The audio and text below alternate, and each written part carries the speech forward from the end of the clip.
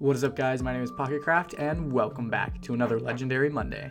In today's video, I'm going to talk about how you can get Tornadus, Landorus, and Thundurus all in Cobblemon. First things first, you'll need the Cobblemon's data pack and resource pack installed. Also, you'll notice in the background that these models flex their muscles all the time, which I think is one of the most fun Cobblemon animations I've seen. You'll want to make sure this is installed in your data pack and resource pack folder and make sure you have it selected here. Sometimes I get questions about what mod pack I use. If you want a complete mod pack, just go to pocketcraft.net and I'll have them all listed there. Now I'm going to tell you where each of these Pokemon spawn, then give you some tips on how to catch them since they are all ultra rare spawns. I'll talk a little bit about how to find their shiny forms and give you some final extra tips. So make sure to stick around to the end of the video so you don't miss out on anything. And by the time you get to the end, it should be pretty easy for you to find one of these guys. So we'll start with Landorus first, and first off we'll just start with the simple spawn condition. So Landorus is an ultra rare spawn in savanna biomes. This is the only one I know of where he spawns, but luckily he actually has a pretty good spawn chance as far as ultra rare Pokemon go here. One tip I'm going to give you that I always recommend for hunting ultra rare Pokemon is to bring the Pokenav mod with you. It's in the mod packs I use. Create this item, and when you right click, you can go to the ultra rare bucket within a biome and see which Pokemon spawn there. I think this is always a great strategy to make sure that the Pokemon you're hunting is actually spawning in the area you are, because sometimes depending on light levels and stuff, things can change. But you'll see here that Landorus has an 8% chance within the ultra rare bucket to spawn. So this isn't an 8% chance total. Total it's a 0.02%, but this is actually really good as far as ultra rare Pokemon go. A lot of times it's more around this 3% or 1.33% as you can see with Raikou and Entei. And I'll get into some tips on how to find ultra rare Pokemon easier a little bit later in this video. Now something that's nice is Tornadus and Thundurus actually have the exact same spawn conditions, so you can hunt them at the same time if you want. They're both ultra rare spawns in plains biomes.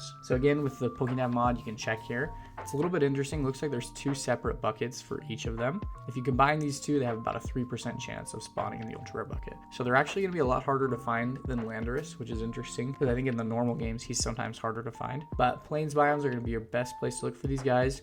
And then I'll get into some tips right now on how to find rare Pokemon more easily. And just remember to use the strategies I'm about to give you in the specific biome for each Pokemon. So you have to do this once in the plains biome and once in the savanna biome if you want to get each of these Pokemon. And if this video has been helpful so far, please make sure to hit that subscribe button. We're really pushing to 100K subscribers and we'd love to have you as part of the team. You can build a giant sky platform high up in the sky, and you're going to want to make this about 60 blocks by 60 blocks at a minimum. I haven't completely filled it in here, but if you do, it's pretty massive and it's super effective. As you can see, there's already a Miltank spawning over there. But if you fill this in completely, you'll have Pokemon spawning all over the place. And then what you can do is just take a sword and knock these Pokemon out, or just push them off the edge here, which does feel a little bit evil. But as you can see, Pokemon will continue to cycle in really quickly, and it'll obviously be more if this is filled in completely. But you can just take them out over and over again, and this actually cycles through the spawns a lot more quickly than down on the ground. And you could obviously do this on the ground, but there's going to be obstacles and trees and things that make it a little bit more difficult. Whereas here, you can just go through and do it quickly, and this will allow you to get more spawns in at a much quicker rate, allowing you to find any ultra rare Pokemon much more easily. Another common strategy that works well for finding ultra rare Pokemon is to build a large rail system in the biome that you are hunting for. That way you can just get on this rail system, and you want to make it really large, circle throughout different spawn chunks so that the Pokemon in the biome you're looking for will respawn very quickly, and this will allow you to filter through spawns a lot faster, just like the sky platform, and you'll have a better chance of finding ultra rare Pokemon.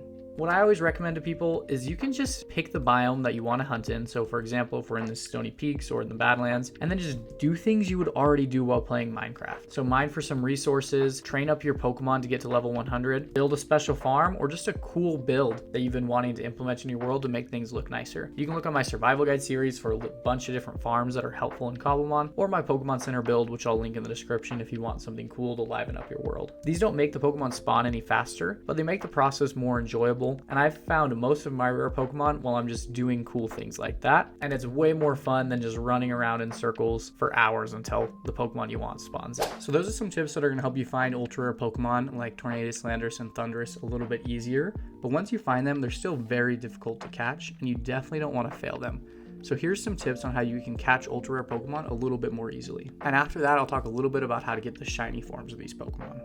We'll use Regigigas for our example because he's massive, which makes things a little bit more fun. So I recommend when you enter the battle to start off always with a quick ball, unless of course if you have a master ball you can just go ahead and use that. But if you have a master ball, you're not really worried about how to catch the Pokemon, so that doesn't really apply here. But if you don't have a master ball, throw a quick ball your first turn. It has a ×5 catch rate, and a lot of times you'll get lucky and catch it on the first throw. And we'll see if we do here. Ooh, we almost got it there. So if you don't catch it on the quick ball, that's where we need more strategy. So I recommend always bringing a Pokemon with False Swipe. Gallade is my go-to for a couple of reasons. He has the ability Sharpness, which makes False Swipe do more damage. He also has a pretty high physical attack stat, which helps with this as well. Then typically I recommend trying to get a high IV Gallade and then maxing out its attack stat, which I haven't done here for this tutorial. But if you do that with EVs, this is going to be the most effective method. And then put a move like Hypnosis on it, or get another Pokemon with Stun Spore so you can get a status effect, which will also make it easier to catch the Pokemon. As far as other team members, you're just going to want some high level Pokemon that you can switch into if Gallade gets knocked out to buy you some time. And then I would usually recommend bringing some max revives as well, so that if Gallade gets knocked out and the Pokemon isn't at 1 HP, you can revive them and continue with the process. Then at that point, you just want to False Swipe it down to 1 HP and give it a status condition. And now Gallade isn't the only Pokemon that you can use for this. There's other Pokemon with False Swipe. Ninjask is one, Alolan Marowak is one, Scyther, Caesar. There's a couple Pokemon out there. Gallade's one of my favorite. I feel like it's one of the most useful, and Breloom is usually the best in normal Pokemon games, but Breloom can't learn False Swipe in Cobblemon, so it's not nearly as useful here. Once you get the Pokemon to 1%, like I said, you want to give it a status condition, and a lot of times Hypnosis is helpful for the main reason that if you are before turn 10, you can use a Dream Ball, which will have 4 times effectiveness if the Pokemon is asleep. So this is going to be your best bet before turn number 10. If the battle gets to turn number 10, then you can go ahead and use a Timer Ball, and this will be the same effectiveness, and it's a little bit cheaper to craft than a Dream Ball. Now once you're to this point, you can just keep following the same process, making sure they have a status condition, throwing either a Dream or Timer Ball based on the situation, and if you do that, you should be able to catch your legendary Pokemon without too much difficulty. So these Pokemon are technically not shiny locked, so you can get their shiny forms, but it will be incredibly difficult.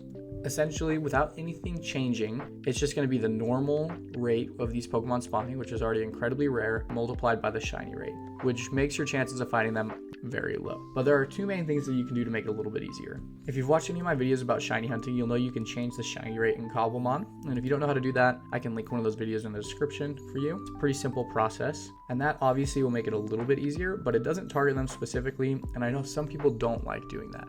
So if you're not a fan of changing the shiny rate, I recommend the Cobblemon Unchained mod. This is going to be a lot of work, but it is probably the most legit way to find a shiny version of these Pokemon if you're not a fan of changing shiny rates. The way this mod works is that anytime you catch or knock out a Pokemon, you increase your chain, like in a lot of the normal Pokemon games.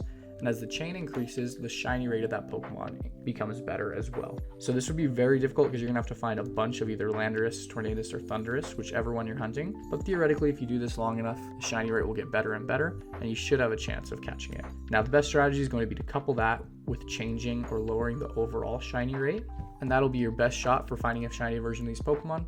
But the strategy of how you do it and what you want to do in your game is totally up to you. Thank you so much for watching. That's how you can get Tornadus, Thundurus, Landorus, and their shiny forms easily in Cobblemon. If you found this video helpful, please hit that like button and hit that subscribe button so I know that you enjoy this kind of content, and we'll catch you guys all in that next episode.